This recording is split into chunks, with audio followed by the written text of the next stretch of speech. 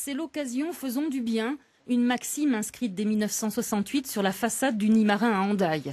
Ancien préventorium où l'on hébergeait des enfants anémiés, le nid, l'un des principaux établissements de soins de la ville, compte aujourd'hui 70 résidents handicapés pour 115 salariés.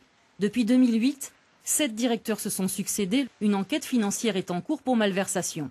Mais mercredi, la Croix-Rouge française, propriétaire du site, l'a annoncé, elle jette l'éponge. C'est tout ce désengagement de la Croix-Rouge qui nous fait peur. On se retrouve ce soir en assemblée générale ouverte à tous les salariés, de manière à voir comment les salariés vont se projeter dans l'avenir. On est quand même une masse salariale, heureusement, très investie dans nos missions. Ce qu'on peut dire aujourd'hui, c'est que ce sont les salariés qui ont gardé à flot le navire.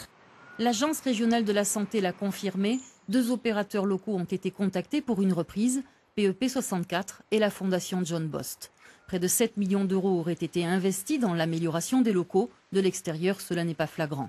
Par ailleurs, un déficit annuel de 400 000 euros n'est plus supportable.